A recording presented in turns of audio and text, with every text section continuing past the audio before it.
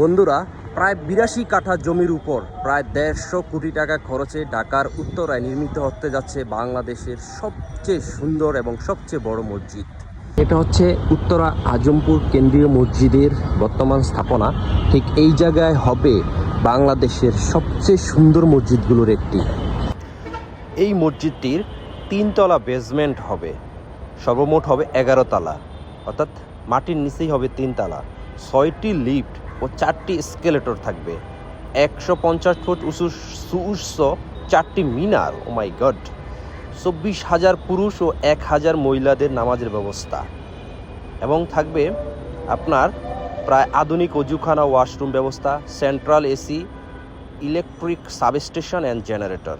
ঈদগাহে ইলেকট্রনিক ছাতা স্থাপন করবে, যেটা হচ্ছে আপনার সৌদি আরবে আমরা যে ছাতাগুলো দেখি, এই ছাতাগুলো এখানে স্থাপন করা হবে। আরও থাকবে 450টি গাড়ি পার্কিং ব্যবস্থা, আলহামদুলিল্লাহ, এবং এখানে থাকবে আরও ধর্মীয় বিভিন্ন প্রতিষ্ঠান এবং গবেষণা কেন্দ্র। অসাধারণ একটি মসজিদ হতে যাচ্ছে বাংলাদেশের জন্য এটি।